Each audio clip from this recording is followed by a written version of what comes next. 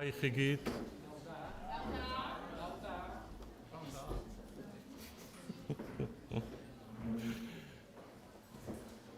Gaich croesawu chi gyd yn gynnas iawn I gyfarfod Cymdeithas Hanes yr Annibynwyr. Plesar mawr I mi ydy cael cyflwyno y Dr Darlith Eurig I chi heddiw. Mae o a finna yn rhannu yr un anfantais. Yr anfantais honno di yn bod ni'n feibion i'n tada. O'n i'n dweud wrth rhywun gynharach heddiw mod I wedi treulio hanner fy mywyd yn fab I fy nhad a'r hanner arall hyd yma yn dad I fy meibion. Yn rhywle yn y canol mewn rhyw linell dena iawn yr ydw I wedi bod. Beth bynnag, pryn fod angen I mi ddeud wrthach chi mae mab ydy Aled i'r diweddar brifathro Dewi Eurig Davies a'i briod Emily. Mae o wedi cael gyrfa fel newyddiadurwr am dros chwarter canrif a wedi bod yn bennaeth newyddion a materion cyfoes gyda BBC Cymru. Am 5 mlynedd o 2006, fe fi'n ymgynghorydd cyfansoddiadol I lywydd y Cynulliad Cenedlaethol fel oedd o yn cael ei adnabod yn y dyddiau hynny. Mae o hefyd wedi bod yn gadeirydd Cyngor Ffoaduriaid Cymru, yn gadeirydd Cyngor Prydeinig Cymru, mae o wedi bod yn uwch ddarlithydd ym Mhrifysgol Abertawe ac mae o ar hyn o bryd yn gadeirydd y Coleg Cymraeg Cenedlaethol. Mae o wedi ymchwilio yn eang i'r gwrthwynebiad i'r Rhyfel Mawr 1914-1918 yma yng Nghymru ac wedi cyhoeddi cyfrol ar y pwnc. A mae o'n dal I ymchwilio oherwydd y gobaith ydy y bydd o maes o law yn cyhoeddi ail gyfrol. Yn y cyfamser, rhaid ofyn I chi feddwl fod o'n lleisu dwylo, mae o ar fin cyhoeddi cyfrol am fywyd a chyfraniad y diweddar Dafydd Ellis Thomas.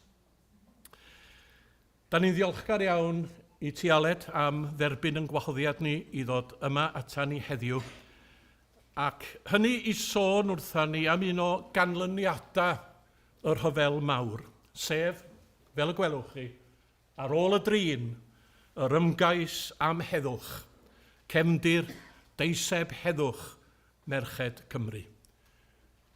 Gyda chymaint o hynny o gyflwyniad, gai ofyn I chi gyfeillion estyn croeso i'r Dr Aled Eurig.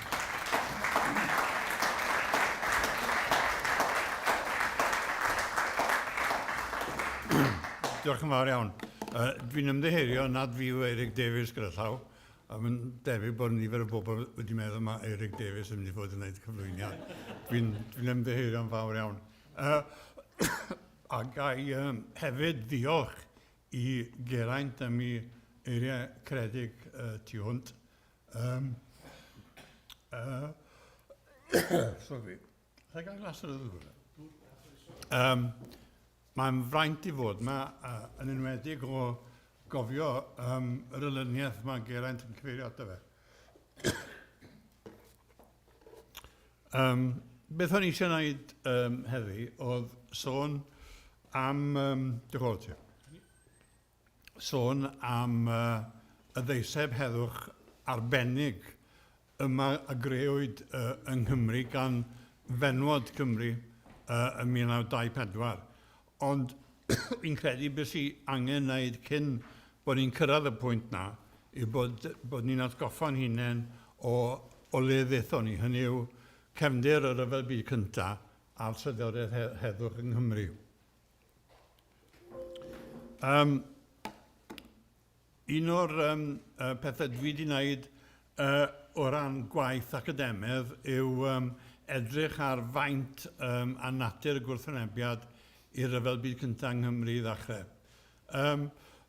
A un o'r pwyntiau dwi'n meddwl hoffwn yn wneud oedd faint o wrthwynebiad mewn gwirionedd oedd yma mewn canolfannau yng Nghymru. Yn gyffredinol mi oedd yna gefnogaeth i'r rhyfel, ond yn benodol roedd yna wrthwynebiad mawr i'r rhyfel mewn ardalodd arbennig. Mae'r llun yma yn dangos protest gan aelodau o'r ILP Blaid Lafur Annibynnol yn Llansawel, Britain Ferry, yn erbyn y rhyfel. A dyma oedd un o'r ardalodd lle welwyd y nifer fwyaf o wrthwynebwyr cydwybodol i'r rhyfel byd cyntaf, lle nath degau fynd i'r carchar. A beth sy'n digwydd, beth sy'n ddiddorol am y dyblygiad na ar ôl y rhyfel yw lle mae'r bobl na yn ymddangos fel arweinwyr yn sicr gwleidyddol, cymdeithasol, diwylliannol yn ei ardalodd. Ond dyna un enghraifft. Enghraifft arall yw hwn o garcharorion gwrthwynebwyr cydwybodol yng Ngharchar Knutsford yn Swydd Gaer. Mae sgwarien ar y gwaelod o fwrdd di yn dweud yr astudion, sef yn amlwg y ffordd o'n nhw'n meddwl am ei hunain yn y cyfnod yma. Mi oedd rhan fwyaf o'r dynion yma yn wrthwynebyr ar sail crefyddol, Cristnogol, yn heddychwyr, rhai o'n nhw'n hefyd yn sosialwyr, ond maen nhw'n cynrychioli yn debyg y gynhedlaeth o ddynion oedd yn wrthwynebyr cydwybodol oedd yn beth dewr iawn i wneud ar y pryd. A ymlith y bobl yma oedd yna arweinwyr y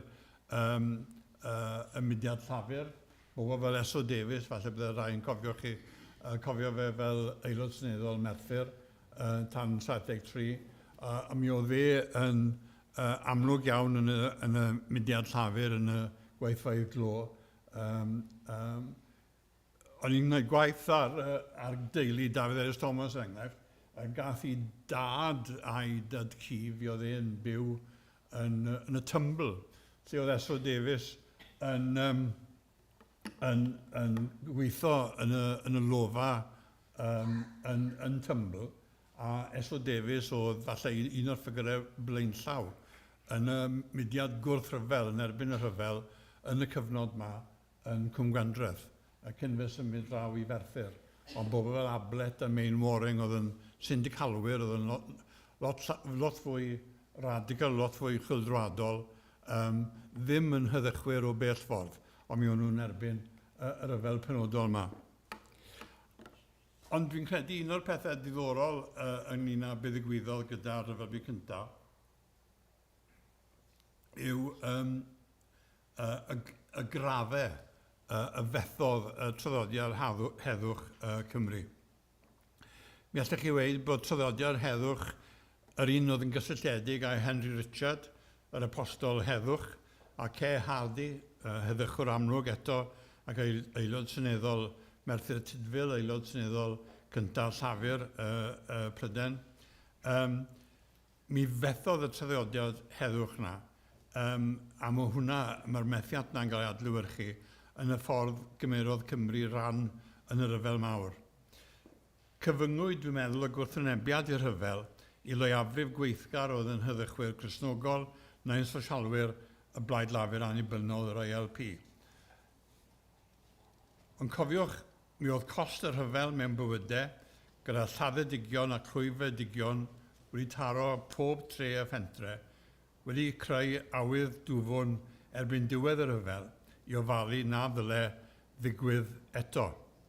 Ac arweiniodd canlyniad y rhyfel, sef cytundeb Versailles, hefyd at greu cyngrau'r genhedloedd.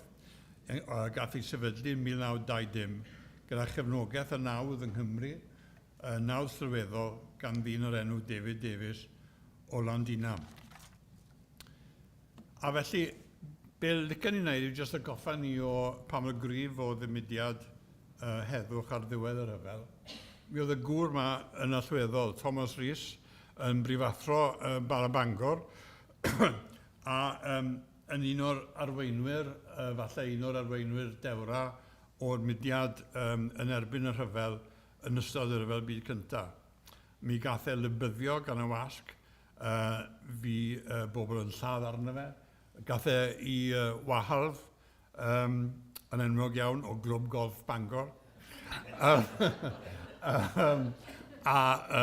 Mi gath e amser caled iawn yn y papurau fel Western Mail, fel bysych chi'n disgwyl.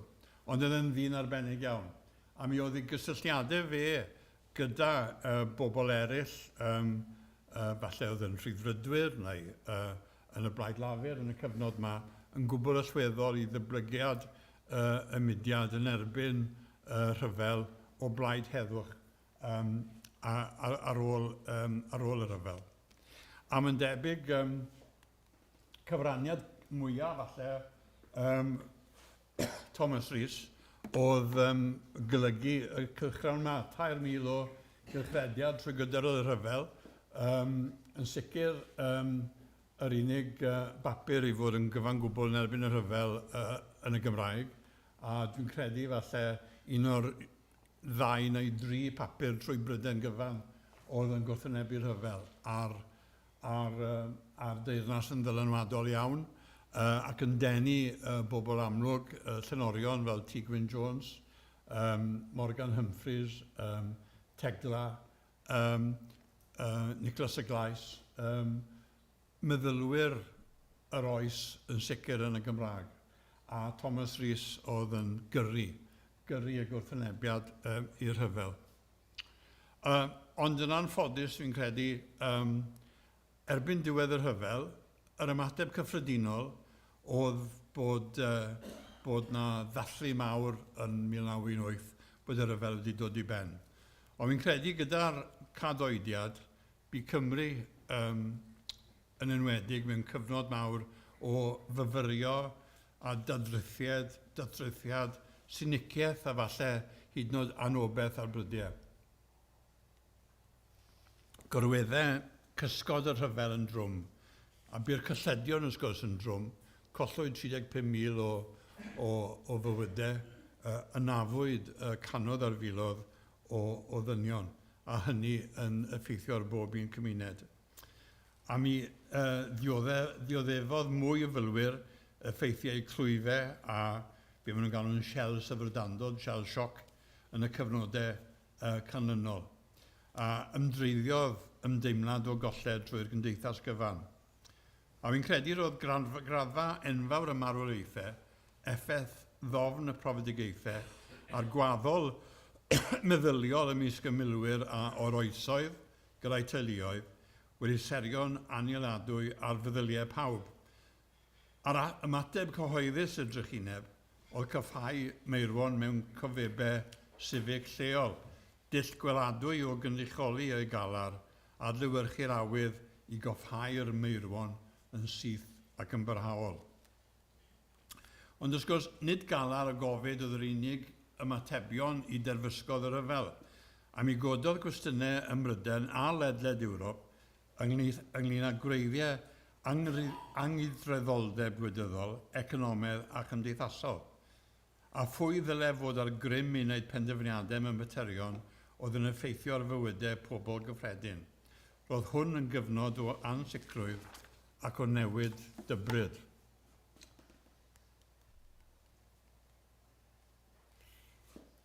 A tra bod Llywodraeth Prydain yn ymboeni am ryfel annibyniaeth yr Iwerddon, mae rhyw syniad gyda ni ym Mhrydain bod y rhyfel bu cyntaf wedi gorffen yn 1918. Wel, os gael gywiro yr camsyniad yna, cafwyd dim llai na 27 achos o drosglwyddo grym gwleidyddol trwy drais rhwng 1917 a 1920, os gwrs chwyldro Rwsia oedd falle un o'r enghreifftiau mwyaf arwyddo cael o hynny. Gyda'r rhyfel cartre yn dod yn sgil llawer o'r digwyddiadau hyn, a rhyfela diddiwedd ar y pryd yn digwydd yng Ngwlad Pwyl, Rwsia, Bulgaria, Rwmania, Gwlad Groeg a Thwrci. A ymcymgyfrifir bod 4 miliwn o bobl wedi marw yn y cyfnod yna mewn rhyfel, neu llai trwy rhyfel, neu bod nhw wedi gorfod ffoi, dadleoli neu newynu.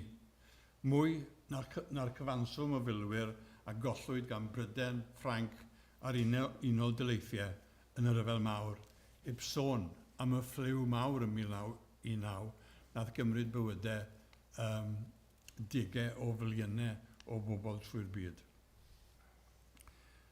Ym Mhryden, dilynwyd y cadoediad yn Tachwedd 1918 gan etholiad CACI, hynny yw penderfyniad Lloyd George i fynd i etholiad cyflym sydyn o fewn wythnosau i ddiwedd y rhyfel.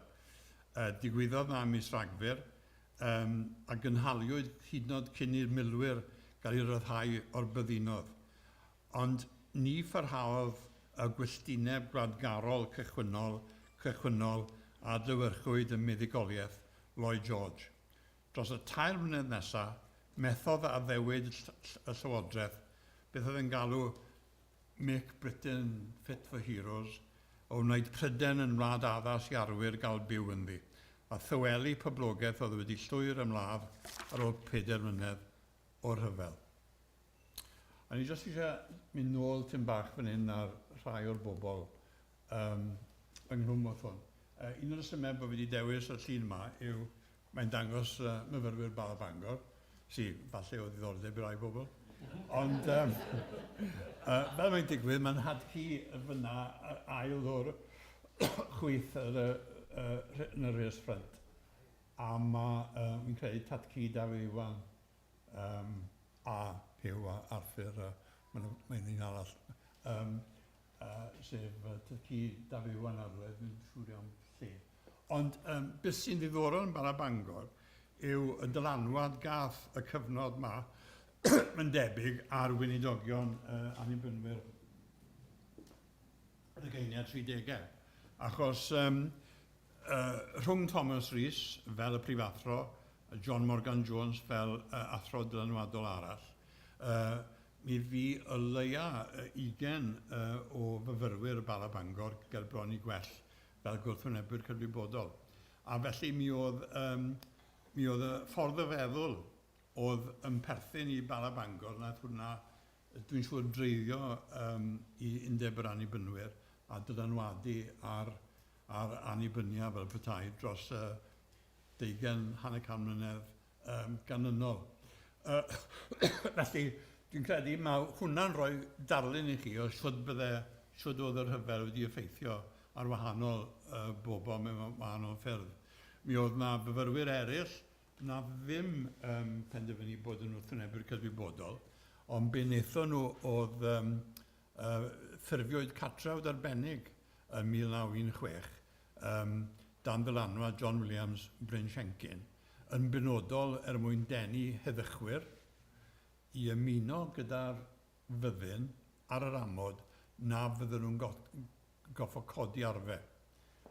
Mi ffurfiwyd cartrawd o ryw 300-400 o ddynion, gan gynnwys bobl fel Lewis Valentine a Cynan ymhlith eraill, a dyna oedd sail y cartrawd. Nawr, mi newidiodd barn Lewis Valentine yn un ar rhyfel a mynd i rhyfel ar ôl y profiad yma. Ond mae'n dangos i chi bod na dipyn o feddwl ar y pryd wedi bod ynglyn â beth oedd cwestiwn rhyfel, beth oedd yr ymateb i rhyfel, a ymateb gwahanol bobl iddo fe.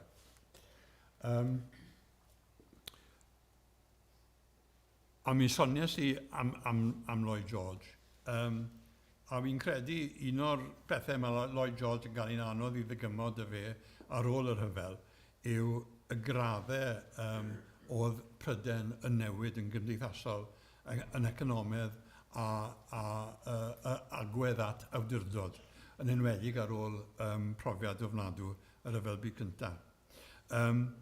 Mi oedd Cymru yn edrych yn wahanol iawn ar ôl yr rhyfel. Mi oedd hen hierarchiaeth yr eglwys sefydliedig a'r bonedd wedi colli llawer o'i stadau. Yr eglwys wedi cael ei gyflym ddisodli, a gwelwyd dadrithiad cynyddol ar ymodau cymdeithasol ac economaidd a ddioddefodd y milwyr pan ddaethon nhw'n ôl yr rhyfel. A mewn awyrgylch o'r fath, po fwyaf y petawodd y rhyfel, mwyaf o anrhydedd a roddwyd i'r sawl a'i gwrthwynebodd. A fi eisiau sôn yn benodol fan hyn am hwn, Morgan Jones. Morgan Jones, mi oedd yn un o'r weinwyr y Blaid Lafur Annibynnol yn ystod y Rhyfel cyntaf. Gath ei gyrcharu ddwywaith fel gwrthwynebydd cydwybodol. Athro oedd o Fargoed. Fe oedd y gwrthwynebydd cydwybodol cyntaf i gael ei ethol fel aelod seneddol wedi'r rhyfel yng Nghaerffili ym 1921. A chi'n cymharu agweddau at y rhyfel a heddwch rhwng 1918 a 1921. Wy'n credu bod Morgan Jones yn cynrychioli gwahaniaeth sylfaenol iawn. A mae'n debyg mae'r Blaid Lafur yng Nghymru yn anad neb arall fanteisiodd ar yr ymdeimlad cynyddol yma o anfodlonrwydd. A mi gynyddodd presenoldeb aelodau seneddol llafur Cymru o 10 yn 1918 i 19 yn 1922. Ond yn fwy oryddog hawl falle i ni yw meddwl am faint o'r rhaina fi'n ymgyrchu yn gyhoeddus yn erbyn y rhyfel. Mi oedd Ramsay MacDonald yn Aberafan, fe oedd yn cael ei adnabod fel arweinydd y mudiad yn erbyn y rhyfel. David Williams, cynghorydd lleol, Dwyrain Abertawe, Morgan Jones, Dr G.H. Williams, Llanelli, a R.C. Walhead o Ferthyr. Walhead eto wedi cael ei gyrcharu yn ystod y rhyfel am wrthwynebu'r rhyfel. A falle i roi chafbwynt ar hwn, mi oedd ethol George M.S. Davies, sef falle un o heddychwyr mwyaf amlwg yr oes fel aelod seneddol dros Brifysgol Cymru yn etholiad cyffredinol yn 1923 yn adlewyrchiad o'r ymdeimlad o ddargerdded wedi'r rhyfel. A mi safodd fel heddychwr Cristnogol annibynnol. A mae dim ond o 10 pleidles yn illodd fe mae un hanesydd wedi gweud tybiwyd bod dylfrydau rhyfel y militariaeth yn perthyn i'r gorffennol. Wel, can weld. O'n eisiau mynd mlaen nawr i sôn yn benodol am y ddyblygiad cyngrau'r genhedloedd, League of Nations, a siwyd sefydlwyd hwnna a'r cefndir yng Nghymru. Sefydlwyd cyngrau'r genhedloedd yn 1920 fel rhan o gytundeb Versailles. Dyma sefydliad rhyngwladol cyntaf ar raddfa fawr mewn hanes, a'r bwriad o fod yn ysbrydoliaeth i'r miliynau oedd wedi syrffedu'r rhyfel a oedd yn gobeithio ac yn gweddïo am heddwch barhaol. Yr hyn oedd mewn gwirionedd oedd, a dwi'n dyfynnu, cymdeithas o wladwriaethau sofran a gynlluniwyd yn benna i gynnal heddwch a diogelwch rhyngwladol trwy dderbyn yn wirfoddol rhai rhwymidigaethau ar eu hylodau. Ond i gwendid sylfaenol, oedd y ffaith bod gwladwriaethau allweddol yn gwrthod cymryd rhan.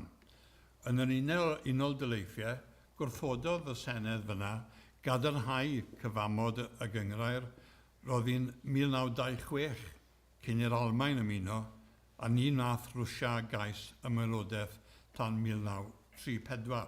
A mewn gwirionedd, mi nath yr Unol Daleithiau byth ymuno.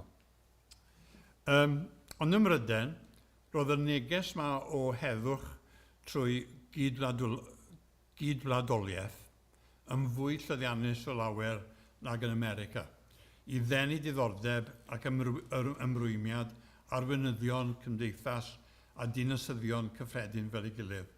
Y prif gyfrwng i enyn cefnogaeth oedd Undeb Cyngrau'r y Genhedloedd, sef y League of Nations Union, a greuwyd yn mis Hydre 1918 i sicrhau derbyn yn gyfan gwbl y gyngrair fel gwarcheidwad hawliau ryngwladol, organ cydweithredu ryngwladol, canolwr terfynol gwahaniaethau ryngwladol a'r offeryn yn anad un i gael gwared ar anghyfiawnderau a allfygwth y byd. Erbyn diwedd 1919, roedd ganddi 10,000 o aelodau yng Nghymru ac o fewn 5 mlynedd cynyddodd i 500,000. A wedyn ni, yng Nghymru, y dyn yma oedd oedd y ffigwr allweddol, David Davies. Sefydlwyd Cyngor Cenedlaethol Cymraeg, Cyngrair Cenhedloedd yn 1920. David Davies, aelod seneddol Rhyddfrydol Maldwyn, David Davies Llandinam, mab y dyblygwr reilffyrdd enwog. Fe oedd yn gyfrifol yn benna yn fwy na neb arall am dyblygu yr undeb yng Nghymru. Fi oedd e'n ymladd yn y rhyfel, fi oedd e wedyn yn swyddog breifat Lloyd George cyn iddyn nhw gwyryla ynglyn â y rhyfel, a nath David Davies benderfynu mynd nôl i'r fyddin yn hytrach na aros gyda Lloyd George lle oedd yn anghytuno gyda yr hyn oedd yn trio wneud. A gyda'i ddwy chwaer, Gwendolyn a Margaret, mi atifeddodd e ffortiwn I dad ci mewn rheilffyrdd a glo. A roedd y ddwy honna, wrth gwrs, yn gasglwyr celf, maen nhw'n enwog fel chwiorydd Grigynnog. Mi o'n nhw'n casglu Monet, Renoir, Van Gogh, Cézanne, Pissarro ac yn y blaen. Ond yn ystod yr hyfel, wnaethon nhw wirfoddoli I weithio mewn ysbytau maes yn Ffrainc yn ystod yr hyfel. A felly mi oedd y tri nhw yn ynghlwm wrth fetarion mawr yr oes. Ac uchelges David Davies o dylanwadu y drafodaeth cyhoeddus yng Nghymru. Mi oedd yn cyllido cylchgrawn misol yng Nghymru, The Welsh Outlook, yn 1918, ac yn yr un flwyddyn, yn y Steddfod Castellnedd, nath wneud areth oedd yn awgrymu creu undeb Cymraeg Cyngrair y Cenhedloedd. Ac yn 1920, cyflwynodd e rof o 10,000 ar 20 o bunnodd oedd yn swm aruthrol yn y cyfnod, a chreu cronfa waddol I sefydlu yr undeb Gymraeg. Ac erbyn 1922, roedd yna bron I 300 o gynghennau lleol. Nawr, beth sy'n bwysig pwysleisio fan hyn yw ddim mudiad heddwch neu heddychol oedd y mudiad yma, ond dwi'n mynd I ddefnyddio gair nawr, mudiad heddychiaethol, sef pacifistic, ddim pacifist. Mi o'n yn cefnogi polisi heddychlon ar y cyfan o ddiogelwch rhyngwladol, tra bo heddychwyr yn gwrthwynebu pob ryfel ar y gwyddor. A pwysleisiau Davies yr angen am ddiarfogi ryngwladol dan reolaeth llu heddlu ryngwladol, gan gynnwys grym yn yr awyr, lle bydde I gefnder yr enghraifft George M.S. Davies yn heddychwr absolut ac yn anghytuno. Felly sefydlwyd yr undeb Gymraeg o Cyngrair y Cenhedloedd yn 1922 gydag arian David Davies. A y cyfarwyddwr cyntaf benodwyd oedd y parch Gwilym Davies, gweinidog gyda'r bydyddwyr yn Llandrindod ar y pryd, oedd wedi gweithredu fel ysgrifennydd dylanwadol I gorff yr enw yr Ysgol Gwasanaeth Cymdeithasol, School for Social Service yn 1911. A mi oedd y mudiad na wedi ymrwymo I drafod problemau cymdeithasol gyda dealltwriaeth a phwrpas pendant grisnogol. A mi oedd e'n cael ei ddisgrifio fyd fel system glirio ar gyfer syniadau sydd yn effeithio ar asiantaethau cymdeithasol yng Nghymru. A beth sy'n ddiddorol yw pwy nath gymryd ran yn sefydlu'r corff na. Fe sefydlwyd gan ddeallusion a ymgyrchwyr rhyddfrydol I wneud yr eglwysi yn fwy ymwybodol o'i cyfrifoldeb I gymdeithas. Felly, ymysg aelodau oedd Thomas Rhys, ymgyrchu'r llafur o Aberdâr, Rose Davies, oedd yn amlwg iawn o fewn y mudiad llafur yn y cyfnod, a un o'r menwod falle mwyaf blaenllaw y myd gwleidyddiaeth Cymru yn y cyfnod. Mi oedd Gwendolyn a Margaret Grigynnog, a hefyd Mary Ellis o Ddolgellau, falle yr ail fenyw I fod yn arlygydd ysgolion yn adran addysg Cymru. Hefyd Winifred Cwm Tennant, Mi oedd ei chyfoeth a'i safle gymdeithasol hi yn fod i hwyluso yr holl waith, a mi oedd hi'n feminist radical yn heddychwraig ac yn gynrytholwraig. Yn ystod yr rhyfel byd cyntaf, bu hi'n cadeirio Comisiwn Pensiynau Rhyfel lleol, a mi ymgyrchodd hi yn frwd dros y bleidlais i fenwod, ac yn 1920 daeth hi y fenyw cyntaf i fod yn ynad heddwch ym Morgannwg. Yn 1922, enwebwyd hi fod yn un o gynrychiolwyr Prydain yng Nghyngor y Cenhedloedd. Hi felly oedd y fenyw gyntaf o Brydain i fod yn gynrychiolydd ar Gyngor y Cenhedloedd. Roedd gan Lloyd George, nath ofyn iddi fod yn aelod, ymheuaeth mawr ynglyn â'r gyngor, meddyliau ei fod yn gorff aneffeithiol gyda chylch gorchwil rheang.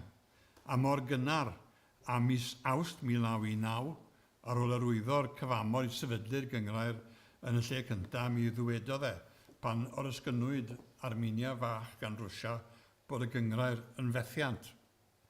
Ond denodd yr undeb gefnogaeth cynnar pob blaid wleidyddol yng Nghymru, ac eithrio'r blaid gominyddol, hyd nes i Rwsia gytuno ymuno ym 1934. Roedd arweinwyr crefyddol i gyd yn gyd-lofnodwyr i apel ariannol i hyrwyddo'r gwaith arloesol. A ffurfiodd nifer o ddysgwyr bwyllgor addysg ymgynghorol i helpu athrawon i annog disgyblion i ddyblygu meddyliau di-ragfar tuag at broblemau ryngwladol. A sefydlwyd cynghennau mewn ysgolion, colegau, phrifysgolion, ac roedd gan Undeb Cymraeg Cyngor y Cenhedloedd o leia 20,000 o aelodau mewn 400 o gynghennau ar draws Cymru ym 1923. Nawr, un o gyfraniadau mawr Gwilym Davies oedd rhoi syniad gael bron yn 1923 i sefydlu neges y wyllus da yr Urdd. Gwilym Davies sefydlodd y neges cyn iddo fe gael ei drosglwyddo i'r Gobaith Cymru yn 1925. Gwilym Davies hefyd wrth basio yw'r person cyntaf i ddefnyddio'r Gymraeg ar y radio yn 1923. Mi oedd e'n dipyn o arloeswr mewn llawer ffyrdd. A mae yrfa ar ôl y cyfnod yma, dwi ddim eisiau treulio gormod amser, ond mae yrfa ar ôl y cyfnod yma yn ddiddorol iawn. Mae e'n parhau fod yn ysgrifennydd Cymru, Undeb Cyngor y Genhedloedd. Mae hefyd yn ddylanwadol iawn yn creu siarter i UNESCO a grewyd ar ôl yr Ail Ryfel Byd. A falle mae'n adnabyddus iawn am ei gyfraniad yn ystod yr Ail Ryfel Byd i'r ddadl ynglyn â natur Plaid Cymru. Fe gyhuddodd Plaid Cymru o fod yn blaid ffasgaidd yn ystod yr Ail Ryfel Byd. A mae'r hanes na ynddo'i hun yn ddiddorol iawn. Nath hwnna esgor cyfres o'r theglau a sgwennu nôl ymlaen rhwng yn fe a Saunders Lewis yn benodol. A bydd hwnna'n gallu cymryd awr arall o ddarlith gan rhywun arall. Ond nath yr holl weithgarwch yma arwen at greu'r ddeiseb heddwch gan Fenwod Cymru, sef y peth canolog o'n i am drafod heddi. Mi ddeilliodd y cynllun yma o blith aelodau y menwod oedd yn aelodau o'r ysgol gwasanaeth cymdeithasol fi sy'n trafod yn gynt.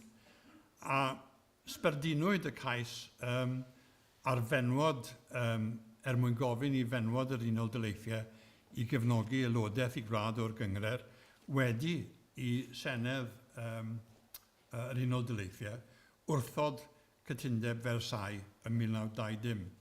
Ac gweitha'r ffaith na holl syniad arlywydd America oedd sefydlu Cyngor y Cenhedloedd, Woodrow Wilson. Erbyn iddo fe fod wedi marw, mi gath ei ddisodli gan Warren Harding fel arlywydd. Mi nath e wrthod dilyn arweiniad i'r agflaenydd Woodrow Wilson ac eiriol dros gael America i muno a chyngrair y cenhedloedd. A os ych chi'n gweld unrhyw atseinio o beth sy'n digwydd nawr, sicr yn ystod y 6 mis diwetha, wel, dwi'n yn syndod ydy e. A'r unigolion allweddol oedd ynghlwm wrth y ddeiseb oedd y menwod yma, dwi'n wedi gyfeirio tair o'n nhw'n benodol, y Luned Pris, Mary Ellis a Annie Hughes Griffiths. Yn 1923, dath Annie Hughes Griffiths, y tala, yn gydeirydd Undeb Cymreig Cyngrau'r Genhedloedd ac yn lywydd Pwyllgor y Menwod. A o fis Mai 1923, nath i arwen ymgyrch deiseb a chofeb heddwch Menwod Cymru ac yn mis Mawrth hi arweiniodd dirprwyaeth heddwch Menwod Cymru i America. Mary Ellis oedd yn gyfrifol am drefnu'r amserlen yn America, a'r trydydd ffigwr allweddol oedd y Luned Pris o Dalgarth.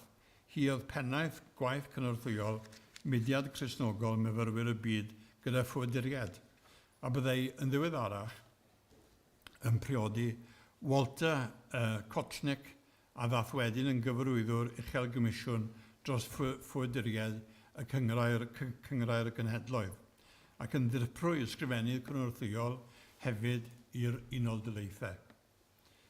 Felly, testyn trafod y gynhadledd cyn penderfynu anfon bobl i America, trafod cynhadledd yn Aberystwyth o'r Undeb Cyngrair y Cenhedloedd oedd Menwod Cymru a heddwch y byd.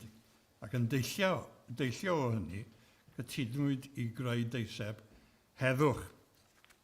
Penodwyd 2 trefnydd cenedlaethol, trefnwyd yr ymgyrch trwy bwyllgorau sirol a lledwyd y neges heddwch ymhell tu hwnt i'r lleiafrif o heddychwyr.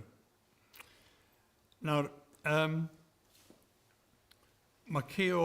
Morgan wedi disgrifio yr hyn yn eithbwyd fel hyn. Mae'n disgrifio yr undeb fel fforwm i angydffurfwyr rhyddfrydol a ddadrithiwyd neu a ddadleolwyd ac eraill oedd yn awyddus i chwarae ran adeiladol hwy i harneisio grym y farn foesol i gyfeiriad heddwch byd, i orfodi cyfraith rhyngwladol a chyd diogelwch heb gyfnogi heddychiad. A felly, mi oedd y ddeiseb yn rhyfeddol. Mi ddenodd y mudiad torfol bywiog yma aelodau newydd o bob cwr o Gymru i ymgyrchu dros heddwch ac apeliodd at garfan sylweddol o ymgyrchwyr menwod yn benna oedd yn gymaint mwy na ymdrechion gwrthynebwyr y ryfel mawr. A beth sy'n rhyfeddol yw, mi wnaethon nhw hyn i gyd trwy gyfrwng deiseb. Mi gasglo nhw bron i 400,000 o enwau menwod Cymru. A lle chymygu, 400,000 ynyddiaeth yno nad oedd e-byst a computers, mynd o ddrws i ddrws, wedi trefnu'n ofalus ar lefel lleol, ar lefel cenedlaethol. Yn sicr mi oedd dynion yn gynorthwyo yn helpu, ond menwod yn rhedeg hyn i gyd. A wy'n credu mae'n drawiadol iawn pa mor effeithiol oedd yr ymgyrchu wedi bod. Felly mae'r nifer o bobl nath arwyddo yn y pen draw yn rhywbeth fel 390,000. Felly, chymod, bron i chwarter y boblogaeth yng Nghymru ar y pryd a hanner y nifer o fenwod, sy'n rhyfeddol. A beth o'n i eisiau gwneud?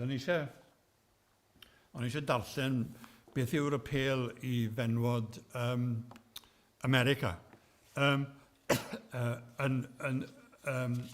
y ddeiseb.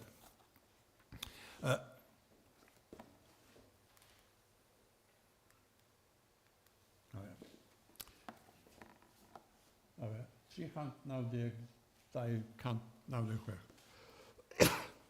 Hyfrydwch mawr i ni, Ferched Cymru, yw cofio'r gorffennol weld yn tywysogaeth fechan, yn cerdded fraich yn braich a gwlad fawrinol dyleithiau'r America mewn ymchwil dair am heddwch i fyd cyfan.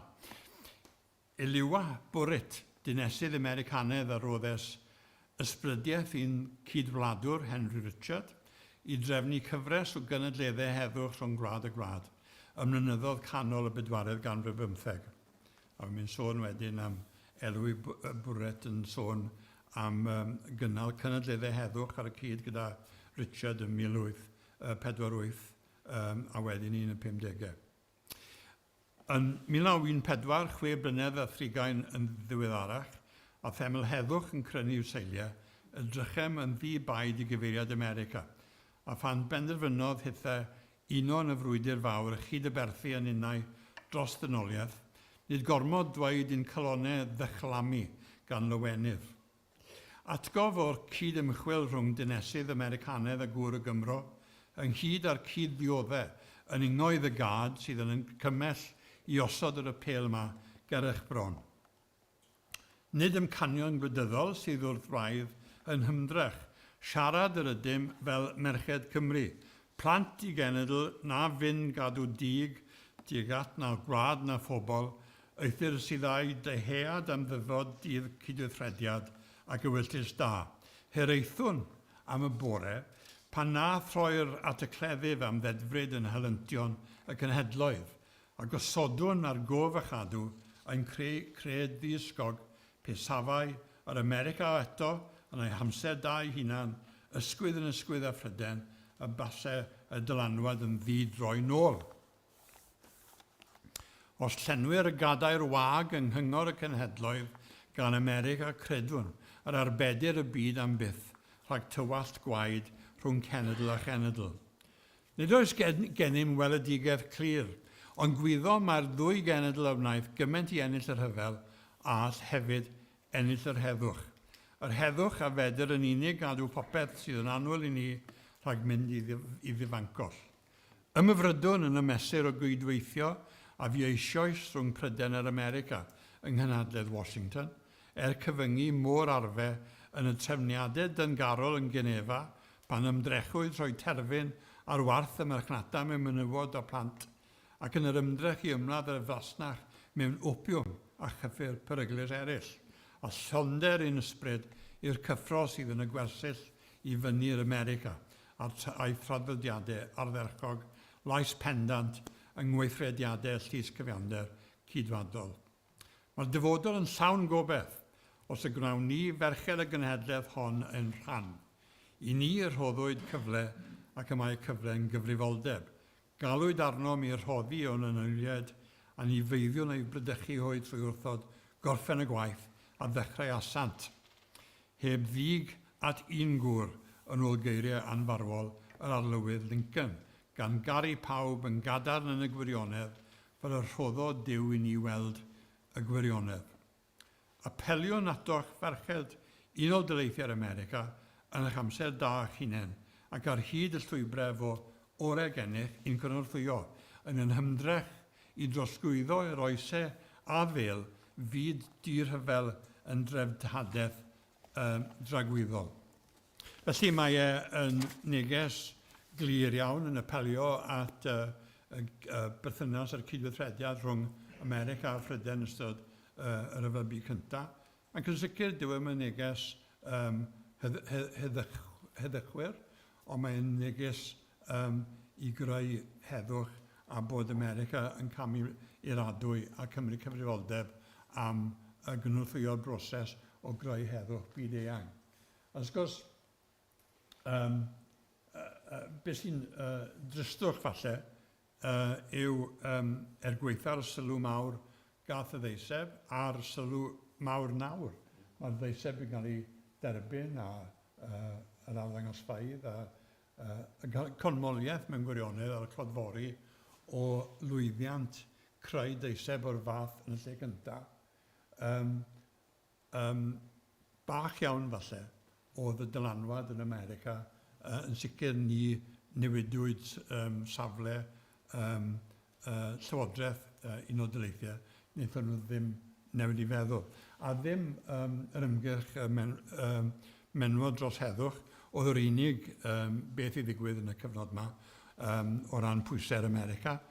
Mi nath arweinwyr eglwysi Cymru gan gynnwys undeb rannu bynwyr yn cael eu cynrychioli, lofnodi deiseb ar ran eglwysi Cymru gyd yn 1925. Tofnodwyd gan benaethiad bob enwad a mi gyflwynwyd hwnna I gyngor federal eglwysi Crist yn Detroit yn Rhagfyr 1925. A mi fi eglwysi ledled Cymru yn y cyfnod yma yn 1924-25 yn casglu arian, beth nhw'n galw'n offrwm arbennig rhwng dydd y cadoediad a Nadolig bob blwyddyn yn y cyfnod rhwng y rhyfeloedd mwyn nodi a noddi prosiectau yn ymwneud â heddwch. A dyma yr apel ath o Gymru'n benodol. A jyst I ddangos I chi pa mor ddylanwadol oedd David Davies a pa mor ddylanwadol oedd Cymdeithas y Cenhedloedd, y Cyngred y Cenhedloedd yng Nghymru. Ym 1926 mi oedd y Cyngred y Cenhedloedd fod cyfarfod yn yr Almaen. Am resymau gwydyddol, fethon nhw'n wneud.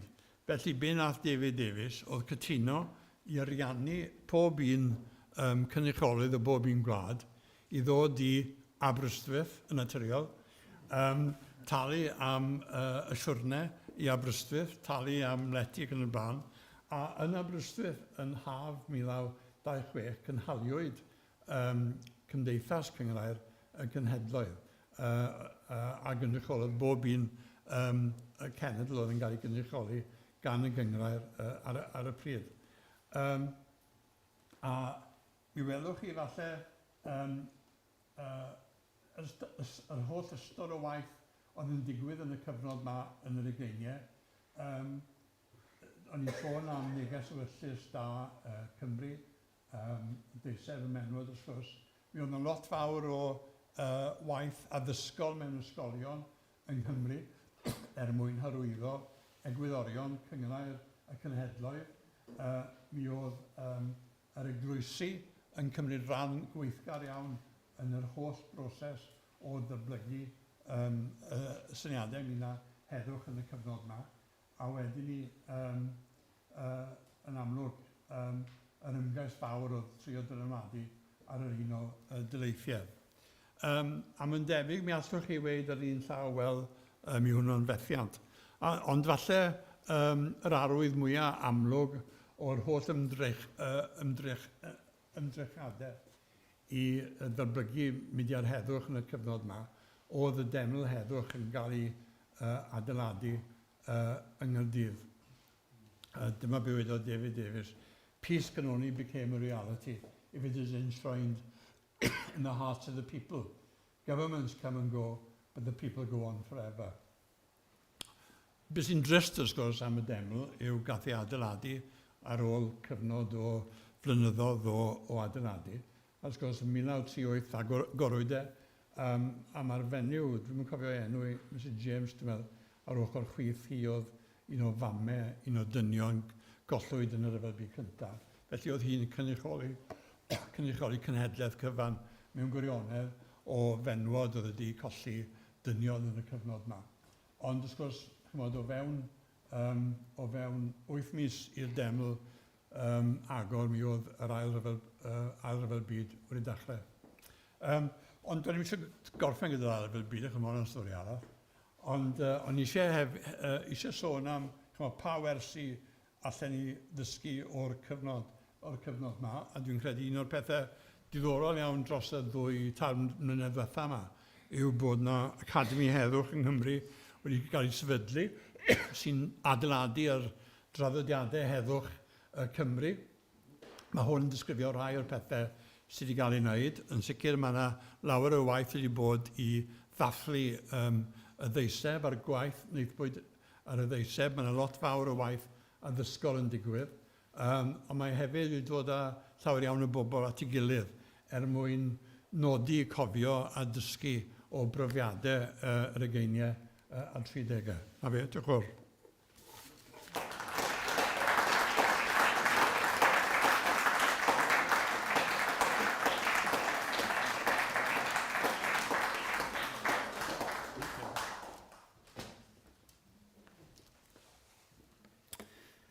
Ti'n gadw hwnna. Wel, gyfeillion, chi wedi cael 2 bledd heddiw, un i ginio ac un ar ôl cinio. A be fydda i yn dotio ato fo pan da ni yn cael darlith hanes ac yn y blaen ydy fel mae gwahanol straeon ysgairid o felly yn cysylltu wrth ei gilydd.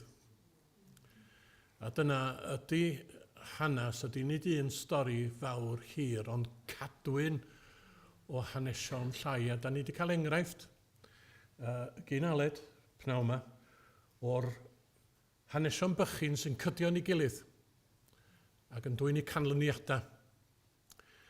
A does a ddim amheuaeth nag oes nad oedd y graith, y dolir os liciwch chi, ddaru aros ar ôl i'r ymladd mawr ddod i ben, neu wrth iddo fo ddod i ben mewn gwahanol rannau Ewrop. Nad oedd y graith yn un ddofn a'r dolir yn un mawr. A fyddai fel dinesydd y Mangor, os ewch chi i lawr i gyfeiriad y dre a'r ffordd deiniol, mae yna gofeb un ochr i'r ffordd i gofio y rhai a gollwyd yn yr hyfeloedd. Dros y ffordd ar dir y brifysgol, fel mynedfa i dir y brifysgol, mae gennych chi borth, a porth ydy hwnna coffa am yr rhai a gollwyd ar faes y gad. A dim ond unwaith, erioed ydw i wedi bod i mewn yn y porth, da chi'n mynd i fyny'r grisia i'r darn sydd uwch ben y porth ei hun. Ac yn fanno ar y muria, mae enwa y rhai a gollwyd ar draws Gogledd Cymru wedi hysgrifennu. A mae o'n ddirdynol i edrach ar yr holl enwa yma, colofna ohonyn nhw. Miloedd oedd wedi colli bywydau, rhan fwyaf yn nhw wrth gwrs yn fechgyn ifanc. A dwi'n anwrthwynebydd cydwybodol i bopeth ynglyn â chlwb golf Bangor. O ganlyniad i'w triniaeth nhw o Thomas Rees, da chi'n cyffwrdd un ohona ni, da chi'n cyffwrdd pob un ohona ni.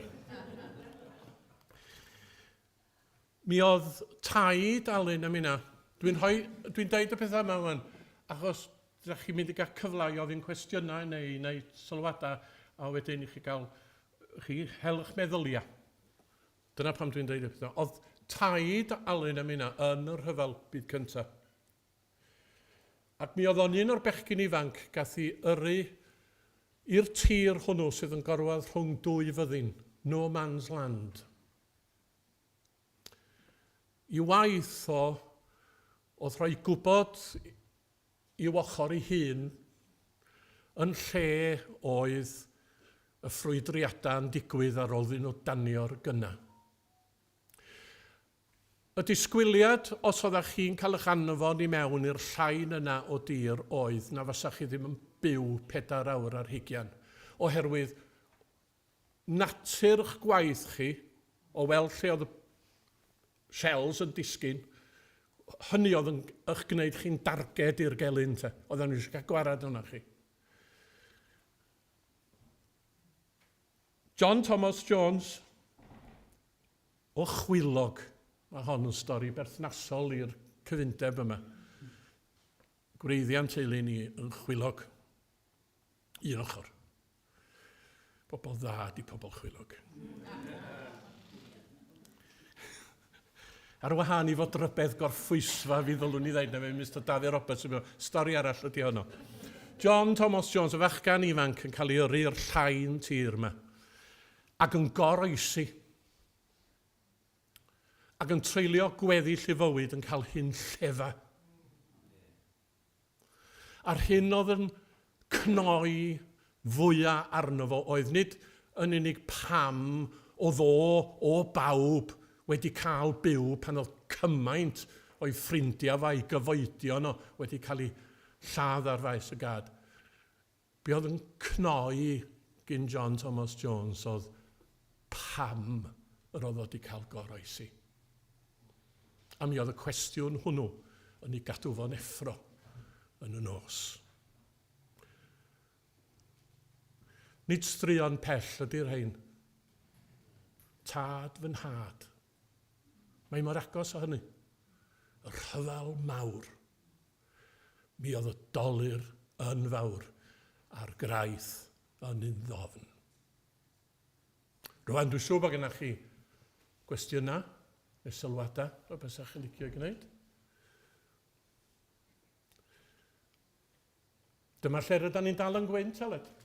Gan obeithio. Dyma ni. Diolch i'r ddau ohonoch chi am y straeon i Aled yn benodol, am hanes difyr iawn ac allwn nhw'n dychmygu faint o ymchwil sy'n mynd mewn i hwnna. Diolch o galon. Wedys di un frawddeg, ar y dechrau bron, dau o'r gwrthwynebwyr cynnar wedi gwrthwynebu'r rhyfel, ond eto nid yn heddychwyr. Yeah. Allen ni ehangu rhywfaint gysyniad? Wel, mi oedd y mwyafrif o'r gwrthwynebu'r cyfrifodol yn gwrthwynebu'r rhyfel ar sail Cristnogol. Ond mi oedd yna leiafrif eitha sylweddol oedd yn gwrthwynebu'r rhyfel arbennig yma. A mi o'n nhw o safbwynt sosialedd fel arfer yn gweud bod e'n rhyfel rhwng ymyrodraethau a allan nhw ddim ymladd ar ran un ymyrodraeth yn erbyn y llall. Felly, pe bai, gwydwch, Prydain wedi penderfynu mynd i ryfel yn erbyn rhywun, dwi'n gwybod, rhywun arall, falle bydden nhw wedi cytuno i wneud. Ond nhw'n gweld bod y ryfel dosbarth llawer yn bwysicach na rhyfel imperialedd. A falle bydde rhywun fel Nicholas y Glais yn gweud na. Ond wrth gwrs, weithiau dwi'n mynd syml yna, achos oedd rai gwrthwynebu'r cyfrifodol, bydden nhw'n gwrthwynebu'r sail gwahanol. Ond dyna'r gwahaniaeth sylfaenol. Felly, mi oedd heddychwyr pur fel petai, heddychwyr absolut fel George M.S. Davies, enghraifft, yn wahanol iawn o ran natur i wrthwynebiad o gymaru â gwydwch Nicholas y Glais neu S.O. Davies neu bobl eraill wrth yr un-sgrin.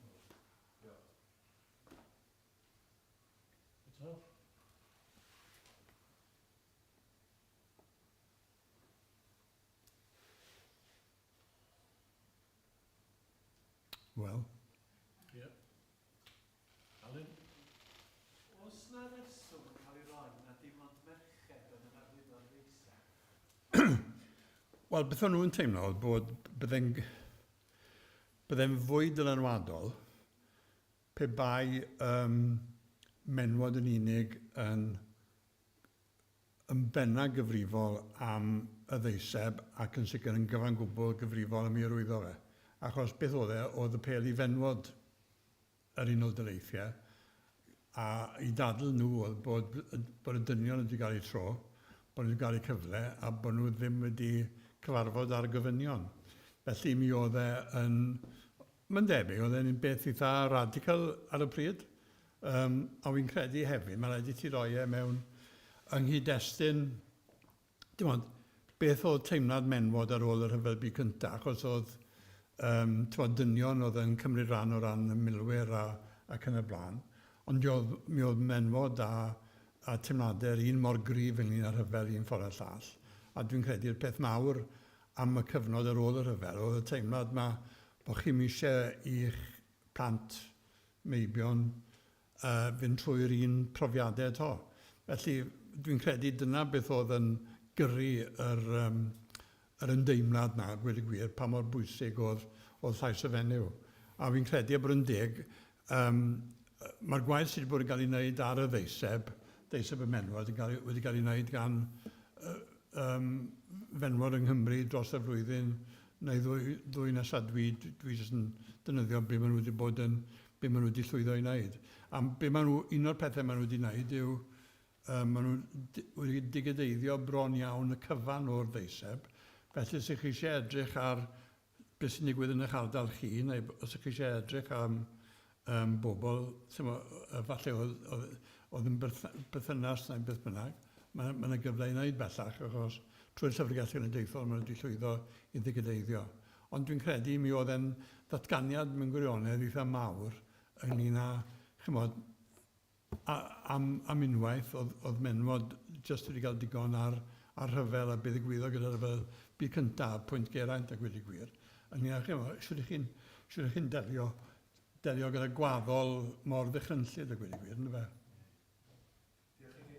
Mae llofnod fy nain i a Geraint, ochr arall y teulu, Ie. Porthmadog ar y ddeiseb.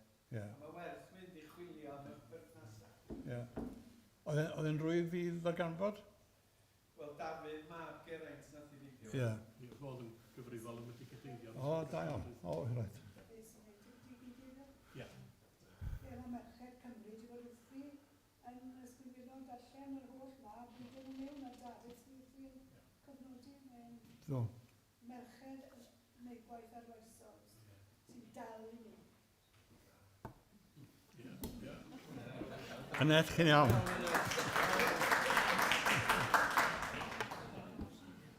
Robin. Nes ti gyfeirio at y gatrawd yma a sut O, ie, ie.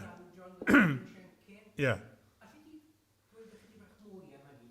Beth o tu ôl i sefydliadau? Wel, y syniad oedd, erbyn 1916, mi oedd yr awdurdodau yn poeni bod bobl fel Thomas Rhys yn gael dylanwad ar fechgyn i byd o'n mynd y rhyfel.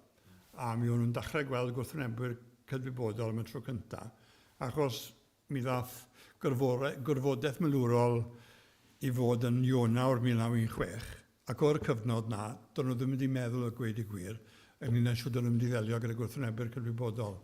Felly, be ddigwyddodd oedd bod Brigadier Owen Thomas, Sir Fôn, a wedi dod i gilydd gyda John Williams Bryn Siencyn, a wnaethon nhw greu rhyw gynllun fel bod nhw'n creu catrawd o ddynion fydde fel arall wedi gorfod mynd i'r fyddin, ond cynllun ar gyfer dynion oedd yn ystyried eu hunain yn wrthwynebau'r cyfrifodol. A beth oedd natur y cynllun oedd bod chi'n gallu ymuno gyda'r catrawd ar yr amod bod dim rhaid i chi godi arfe. Oedd yn beth eitha radical am y fyddin. Achos oedd hwnna'n rhywbeth sylfaenol, oedd yn perthyn dda fe. Felly cafwyd caniatad y fyddin i wneud na, a mi wnaethon ni'n recrwtio yn benna o golegau diwynyddol amrywiol, a rhyw 300-400 o ddynion, a mi oedd, felly oedd yna ddynion, grwpiau ddynion o colegau, oedd rhai o Balabangodd, dim llawer, ond rhai o Aberhonddu,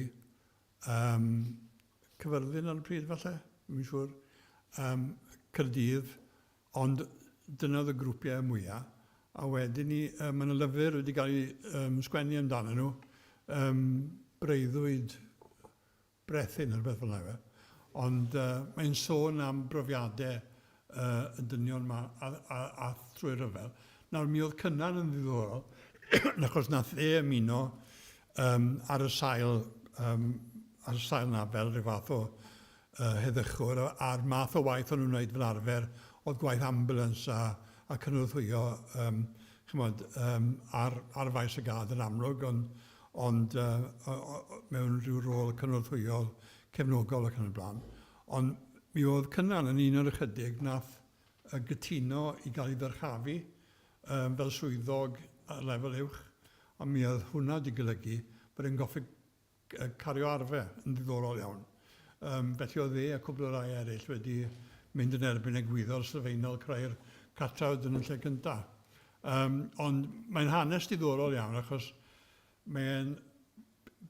mae e yn adlewyrchu be ddigwyddodd yn yr ail ryfel byd i'r Ewroddau.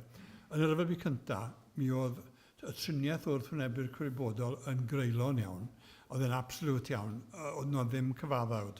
A hwn, dwi'n credu, oedd yr unig gyfaddawd weles i o ran styriau gwrthwynebu'r crybodol. Felly mae hanes nhw yn ddiddorol iawn, a mae'n ddiddorol wedyn gweld beth ddigwyddodd i nhw ar ôl ni, bod fel Lewis Valentine er enghraifft.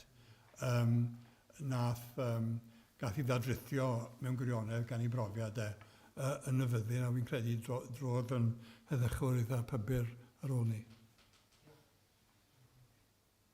Dath yr Unol Daleithiau mewn cyn diwedd yr ryfel byd gyntaf, ac yn ôl hanes, ond yn ni'n help i ennill y fuddugoliaeth os ydyn ni'n siarad am unrhyw fuddugoliaeth mewn rhyfel. Ond sy'n o hanes wedi newid fawr ddim pan mynd i feddwl nawr am Donald Trump hefyd. Mae'n ddibris yn dweud o'r cenedloedd o'r pwysau.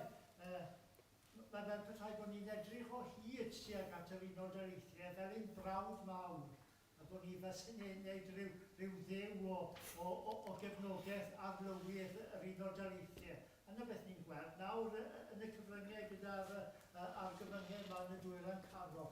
Byddai'n brat os ni'n gallu symud oddi wrth hynny. Mae hyd yn oed y cyfryngau Prydeinig yn rhoi gymaint o sylw i'r hyn sy'n digwydd ac yn cael ei benderfynu yn America.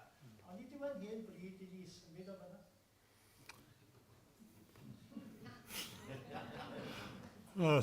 Lle mae dyn o dachrau? Ond beth sy'n ddiddorol am y cyfnod yma yw siwr mae'r cyfnod yma o ran hanes America yn adlewyrchu lle mae Trump heddi.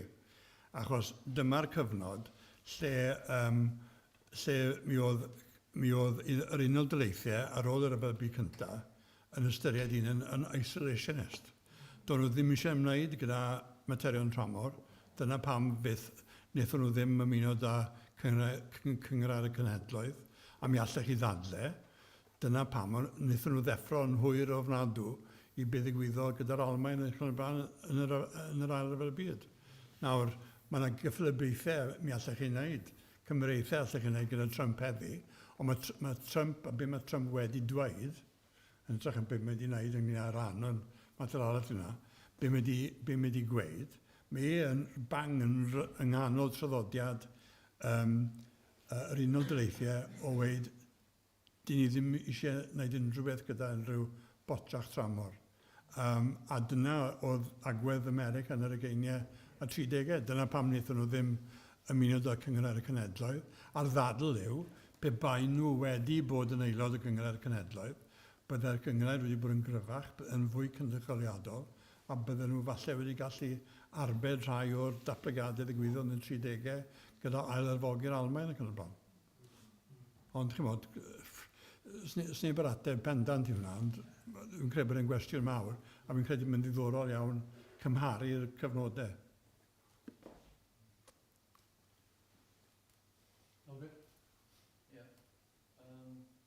Gofyn sut mae'n mynd fod, oedd wrth fi'n digyn ynglyn â'r reisau. Fi'n credu bod bosib bod y bobl wedi colli unrhyw ymgredir yn y dynion.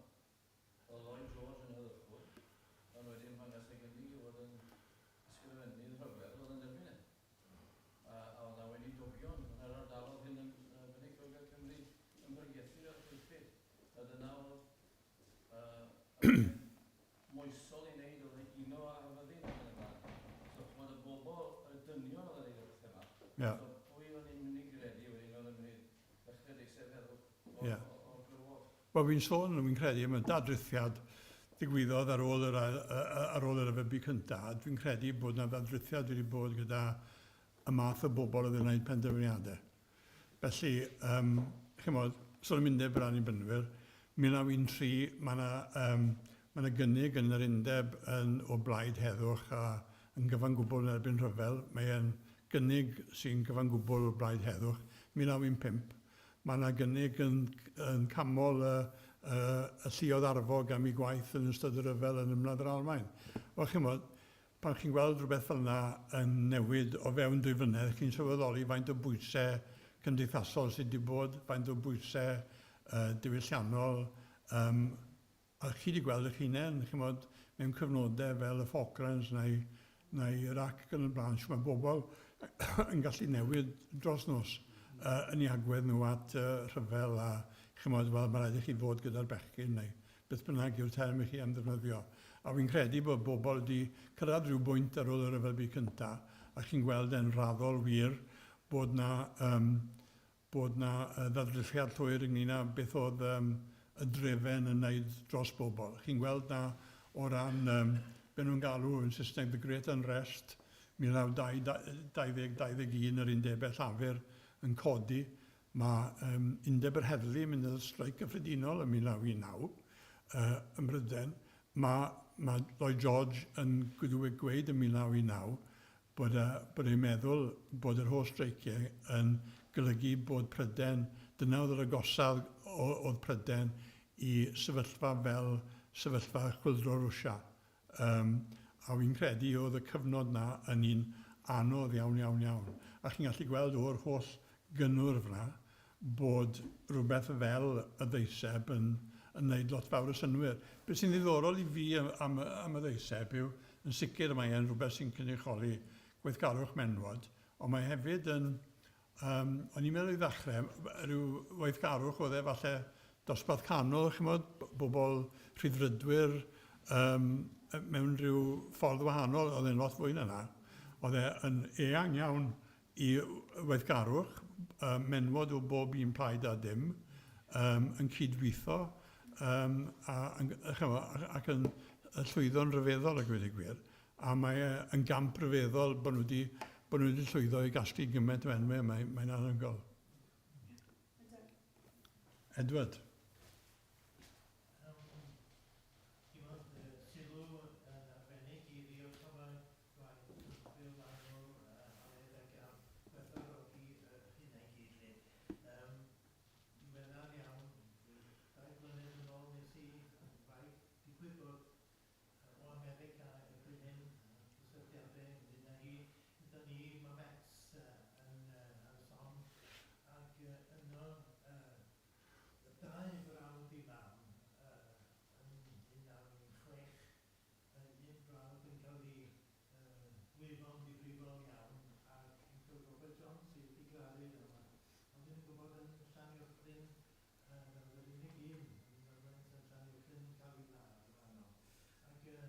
Washington,